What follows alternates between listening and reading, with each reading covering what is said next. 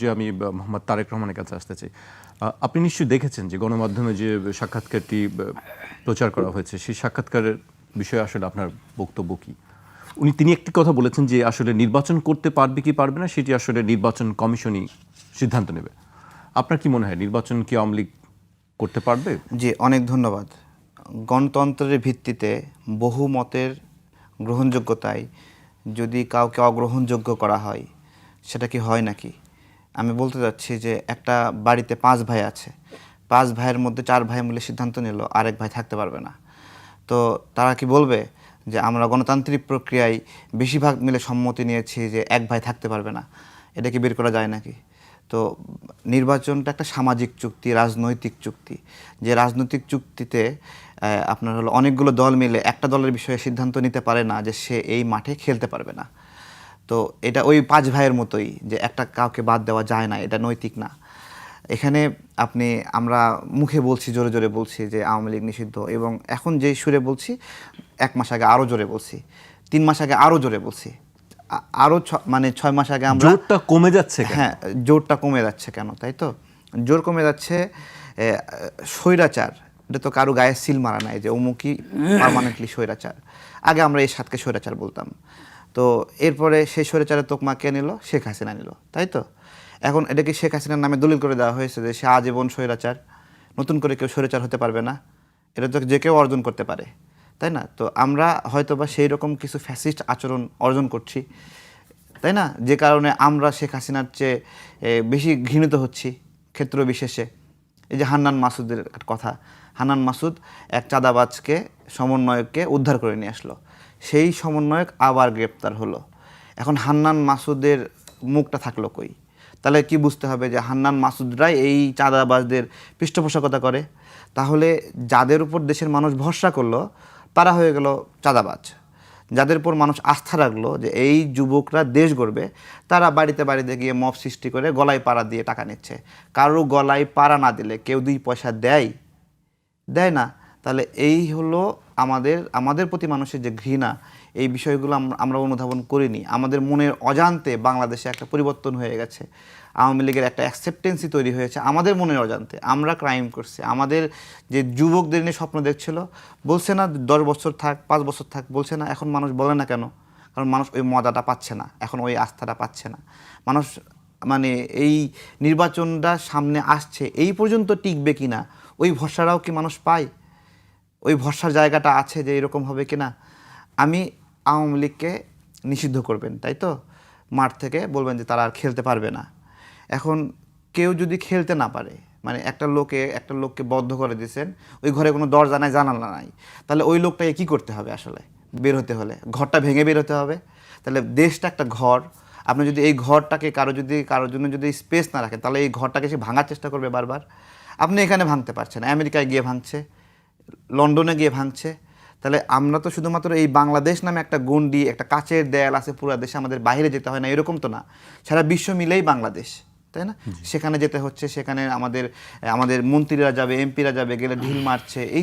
এই যে রাজনীতি হলো একটা সামাজিক চুক্তি, জনগণের সাথে চুক্তি, দলসমূহের সাথে চুক্তি এবং সম্মতি। সেই সম্মতিতে জনগণ যদি সম্মতি দেয় যে অমুক জয়ী হলো, তখন যারা পরাজিত হয় তারাও মেনে নেয় যে জনগণ আমাকে সম্মতি দেয় না, আমার আরও আপডেট করতে হবে। কিন্তু আপনি জনগণকে ওই সম্মতি দেওয়ার অধিকারই দিলেন না, স্পেস রাখলেন না, তাহলে তো সে ভিন্ন ভিন্ন পথ খুঁজবে। আজকে ডক্টর ইউনূস যেই ঘোষণাটা দিচ্ছে যে আওয়ামী লীগকে নিষিদ্ধ করা হয়নি, কার্যক্রম স্থগিত ছিল, যে কোনো সময় চালু হতে পারে, সব কিছু স্বাভাবিক হবে, এটা অত্যন্ত বুদ্ধিমান একটা কাজ। কেন বুদ্ধিমান একটা কাজ? যে আওয়ামী লীগকে যদি আপনি নিষিদ্ধ অবস্থায় রাখেন এবং আওয়ামী লীগকে যদি এইটা আদায় করতে হয় যে তারা আর নিষিদ্ধ না, তাহলে সেই দিন অনেক রক্তপাত হবে, অনেক রক্তপাত হবে। ধরেন আওয়ামী লীগ বাংলাদেশে একদম নিষিদ্ধ, তো ওরা যেদিন বাংলাদেশে আবার অ্যাকসেপ্টেড হবে, সেই অ্যাকসেপ্টেড হওয়ার দিনে যারা যারা এই নিষিদ্ধ হওয়ার প্রক্রিয়ার সঙ্গে ছিল তাদেরকে তারা হত্যা করবে, এবং হত্যা না করলে তারা আবার বৈধ হবে না। যেভাবে জামাতে ইসলাম নিষিদ্ধ ছিল, জামাতে ইসলামকে এখানে অ্যাকসেপ্টেড হতে অনেক কাঠখড় পোড়াইতে হয়েছে, ওই সেম কাঠখড়টা আওয়ামী লীগকে পোড়াইতে হবে, এবং তার জন্য অনেক রক্ত ঝরবে। এবং আমি বলি, নিষিদ্ধ একটা জনপ্রিয় করার একটা প্রক্রিয়া। কাউকে নিষিদ্ধ করবেন, সে জনপ্রিয় হবে। আজকে জামাতে ইসলাম ছোট্ট একটা দল ছিল, ছোট্ট দল, সেই দল কেন এত হাইপে আসলো? ওই যে তাকে প্রতিদ্বন্দ্বী হিসেবে রাখছে প্রত্যেকটা সময়, যে মুক্তিযুদ্ধের পক্ষের এবং বিপক্ষের। মুক্তিযুদ্ধ একটা বাংলাদেশের পক্ষের শক্তি আর একটা বিপক্ষের শক্তি পাশাপাশি দাঁড়ায় বিরাট একটা বটগাছ হিসেবে আপনি দাঁড় করাই দিয়েছেন, যে এটা বিশাল কিছু একটা। করতে করতে করতে করতে তারা হয়ে গেছে। তো এরকমভাবে আওয়ামী লীগকেও আপনি যদি নিষিদ্ধর মতো বড় করে রাখেন, লেট পিপল ডিসাইড যে তারা কি অবস্থায় থাকবে, তাই না? আপনি দেখেন একটা সন্ত্রাসী, তার সন্ত্রাসী কার্যক্রম করার জন্য একটা ব্যাকআপ দরকার। সেই ব্যাকআপ নিচ্ছে কই থেকে? আওয়ামী লীগ থেকে। ওই সন্ত্রাসীরা আওয়ামী লীগের পতনের পরে বিপদে আছে, কিন্তু ও যখন থেকে এনসিপিতে আসছে, গণ অধিকারে আসছে, বিএনপিতে আসছে, ও আবার ওই ঘাটটা মোটা করে আবার বুক ফোলায় চলতেছে। তাহলে ওই সন্ত্রাসী, ওর যে রাজনৈতিক পরিচয় ছিল ওইটা থাকলে ও কোনটা হয়ে থাকতো? তাহলে আমরা সন্ত্রাসীদেরকে আমরা হলো ঠিকই গ্রহণ করতেছি, মানে খারাপ খারাপ মানুষ যারা অপকর্ম করার জন্য রাজনৈতিক দল পাল্টাচ্ছে তাদেরকে আমরা অ্যাকসেপ্টেন্সি দিচ্ছি, কিন্তু একটা দলে অনেক নিরীহ মানুষ আছে, সেই মানুষগুলোর রাজনৈতিক অধিকার আমরা কেড়ে নিচ্ছি। এবং সেই আমরা যে শহীদ মিনারে যাই, শহীদ মিনারে গেলাম, স্মৃতিসৌধে গেলাম, পুরা ফাঁকা ফাঁকা। কেন নাই? স্মৃতিসৌধের কালচার কারা প্র্যাকটিস করে? শহীদ মিনারের কালচার কারা প্র্যাকটিস করে? তারা নাই।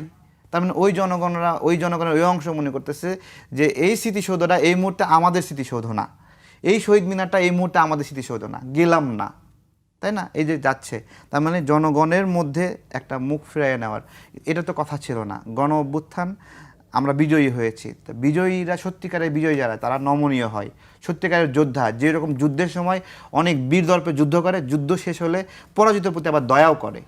যে ব্যক্তিটা আহত হয়েছে, আপনার কাছে পরাজিত হয়েছে, তার ট্রিটমেন্ট আপনি দেবেন না, তাকে আপনি সুস্থ হওয়ার অধিকার দিবেন না।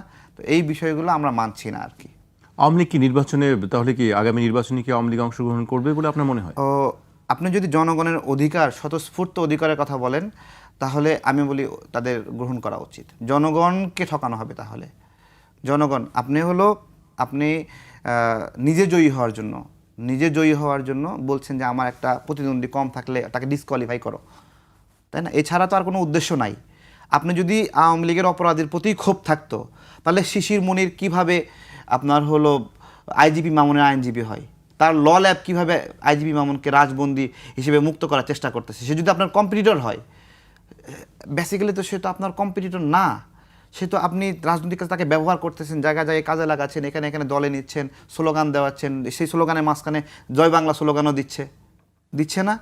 তাহলে আপনি বাস্তবে আওয়ামী লীগকে নিষিদ্ধ করছেন শুধুমাত্র আপনার রাজনৈতিক পথ পরিষ্কার করার জন্য। তো আপনার পথ পরিষ্কার করা তো জনগণের দায় না। তো জনগণ আপনাকে ভোট নাও দিতে পারে, আপনি 2 নাম্বার হবেন, এই প্রতিযোগিতায় আপনি টিকতে পারবেন না, এই জন্য আপনি আওয়ামী লীগকে নিষিদ্ধ চাইবেন, জাতীয় পার্টিকে নিষিদ্ধ চাইবেন। এটা অনৈতিক দাবি। ওই 5 ভাইয়ের মতো, যে 5 ভাই মিলে গণতান্ত্রিক প্রক্রিয়ায় বলতেছে এক ভাই বাসায় আর থাকবে না।